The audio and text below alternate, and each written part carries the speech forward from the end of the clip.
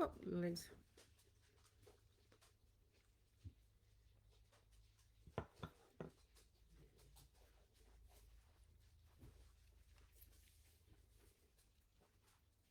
Are we live, Poppy? I think we're live. And tick. Okay, I'm going to move it out a bit so I don't look like a big head. Yeah, let's have a little looky here. Let's just pop this away. Okay. Oops. Oh, that little thing. Okay. I think we're live. Good morning, everybody. Karen here with little Miss Admin. Poppy. Hey, Poppy. Say hello. Hey. Yeah, little Miss Admin. Okay, so popping in for our second Friday morning, or wherever you are in the world, it may be evening, weekly Q&A live. So, as I said, if you are here and you have any questions you would like me to ask, pop them in the comments and I will ask them. Answer them, I should say, not ask them, answer them. I did get a question yesterday, which I will address in the live now, and that was from Sharon. So I will start talking about that one at the moment, and if any other questions come in, I will move on to them. So I'll just pop you here. So Sharon wanted to talk about have an issue with food aggression in horses. So this is a tricky one because horses, their food situation is it's a survival instinct. So I'll just move this over here. So they're controlling their access to resources, and there's a few things to look at. So Sharon's having a problem with so you're having a problem with Story being aggressive at feed time with her paddock mate Hugo. So the first, I know that you're keeping them separate, so you're feeding them and you're having them 100 meters distance, so that's a good thing. The first thing I would look at is because they're controlling, so Story's control, her aggression is basically her way of controlling access to food resources. So the first thing I would look at is what access to forage do they have in between feeds. So you want to look at have they got a lot of pasture and in between when you feed them. Also, how often do you feed them? So are you feeding them only once a day or twice a day? So horses are continual grazers. They need to basically be continually eating. Now Story's going through a period between her feeds of not having access to food, particularly forage. So she always needs to have access to some type of long stem forage, so a good quality sort of fibrous pasture, or if you haven't got that, then a round bale or slow feeder haynet, something like that. So trying to make sure that she has access to continual long stem fiber of some sort. So that, if she's waiting for a feed, then that's going to cause more of an aggressive issue. Now, I see sort of food aggression in my horses. Having a herd of 19 horses, I see everything. And I notice that when I continually have, so I'll bring them in of a daytime and I continually have, as soon as they come up, they've just got a whole heap of Rhodes hay, and I put in, so 19 horses, so I'll put out 26 biscuits of Rhodes hay out there. Now, I notice, and Tommy, who's my big 17 one-hand horse, he gets quite food aggressive, or he's sort of like the boss when it comes to feed time. And he's fine when they all have their hay and they have ad-lib hay. He may sort of push another horse around, but he's not aggressive towards it. So trying to make sure that Story has continual access to forage of some time, pretty much 24/7, is the first thing I'd look at. Then you want to, so when you're feeding, she's obviously anticipating feed. So I'd look at also too what your feed is. So are you giving them hay with feed? Now, obviously, if you're not on live here, we can chat about this in the box when you watch the replay. But what type of feed are you giving them? Is she sort of just are you going from sort of no feed to, you know, like a bit of grass in the paddock, to then just walking out and feeding them a hard feed only, or hard feed and hay? There's a few things that you can try. So once again, first of all, make sure that she has continual access to long stem forage, which may sort of tame down her aggression at feed time. I know you said that Story is so she's a quick eater and Hugo's a slow eater. So that's what I see in my herd as well. So once again, ad lib hay. So if she does finish her feed and moves on to Hugo's, well, hay, I should say, because feed's different. You want to make sure that they get their full feeds, because I know with mine, they have their own individual supplements and their own individual feeds. So you don't want Story eating all her hard feed and then going eating Hugo, so he's missing out. But with hay, ad lib hay. So that, you know, they both have enough hay for Story to eat while Hugo's finishing his. With hard feed, so first of all, if she's got hay to eat, it may stop her moving on to Hugo's hard feed. So I'd need to talk to you about that, whether you're feeding hay with their feeds. Hard feeds, so for me, I bring them in individually and give them their hard feeds. Your hard feed only needs to be small, so that could also be depending on the type of hard feeder you're giving. When it comes to their hard feeds, you really only need to give them small and frequent hard feeds. So if you had the time to actually bring them in and give them their hard feed and then pop them back out in the paddock together with ad lib hay or slow feeder hay nets, that may be a solution. That's actually what I do if they're not in for the day in their yards. So they all come in, well, now that I've built my yards, they can all come in over daytime. I've got more of an opportunity to leave them in all day with their feed and hay. But I give small hard feeds. They come in and eat that, and then they can go back out and eat their ad lib hay. So that may be a solution as well.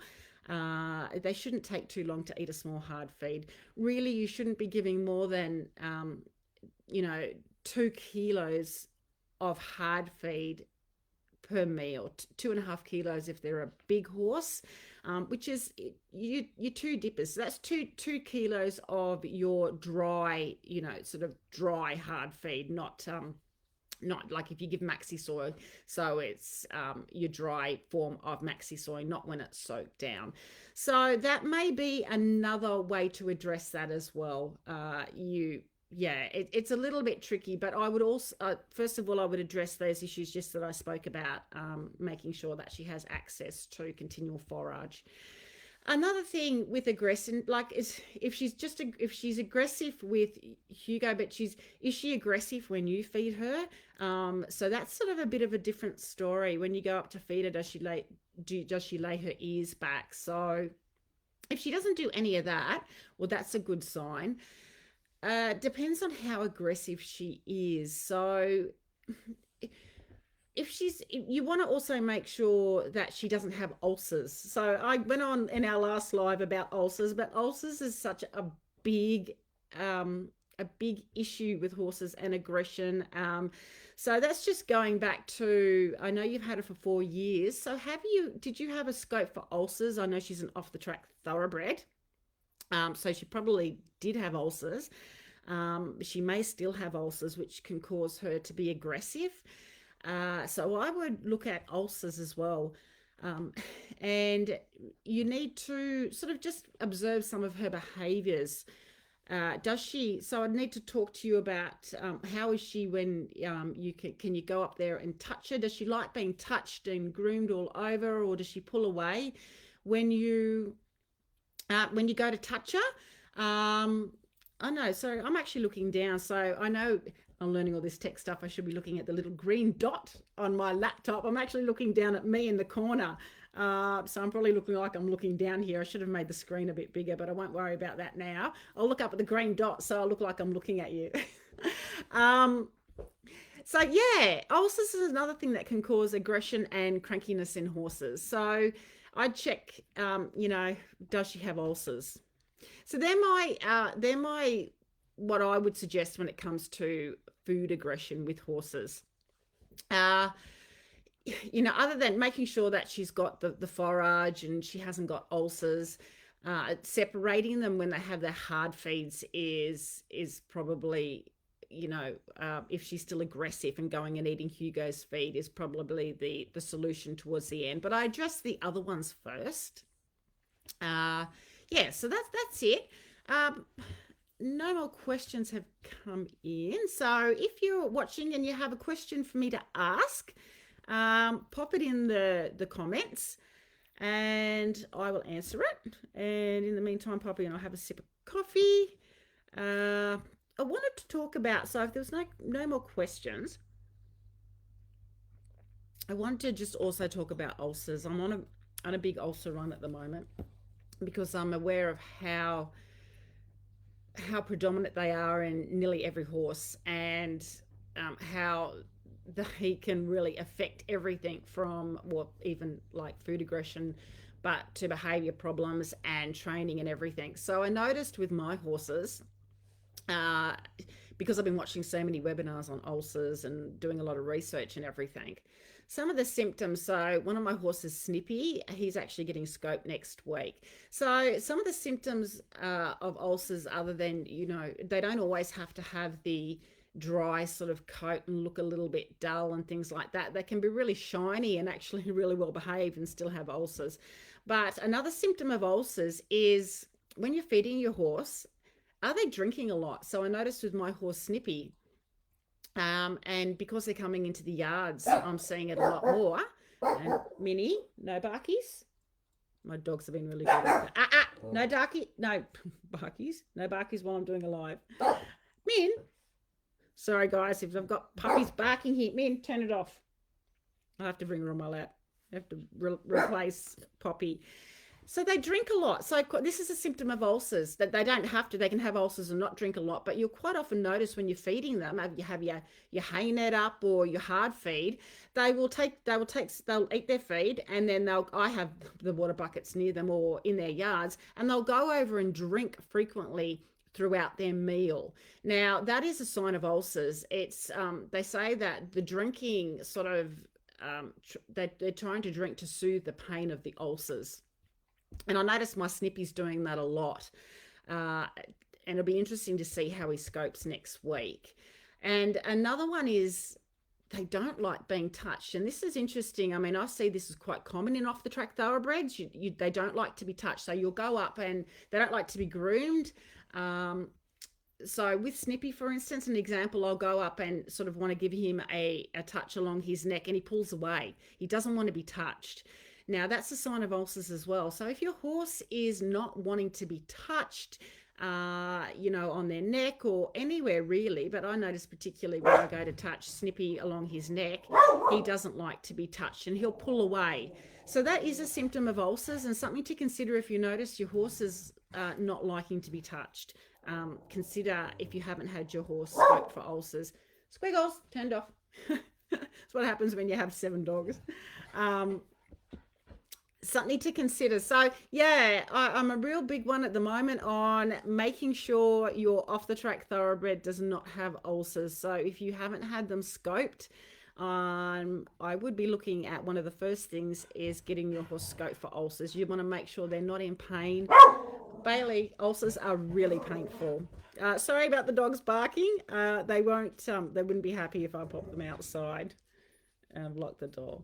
So yeah, so no more questions have come in. So I hope that's helped you, Sharon. And with the food aggression, let me know. We'll have a chat in the comments when you watch the replay of this. And as I said, we're going to be making this a weekly Q&A live. So once we get into a rhythm, and it's only a small group at the moment, so it'll grow over time, and I'm sure we'll have a lot more questions coming in. But I'm here for you guys. And look, if I don't know the answer to your question, I love researching. I'm always studying and researching and continually learning. So I'll find out. If I don't know the answer to your question, I'll do some research for you and see what we can do. Yeah, okay. Anyway, we're up to about 14 minutes, so I won't leave it too long. I love to talk, so I could talk forever. So I will pop off now and see you next week for the next Q&A. And as I said, in between, so throughout the week, just pop in. I might put up the Q&A a little bit earlier, so I might pop the next week's Q&A post up, and then you can pop in the comments questions if you can't make the live. So okay, good to talk to you either in the replay or in the live now, and I will see you in the group. And we'll say little Poppy, she always sits on my lap, hey, at my desk. So Poppy says bye. She's so cute. Little rescue Laza Apso. Okay, see you next time, guys. Bye.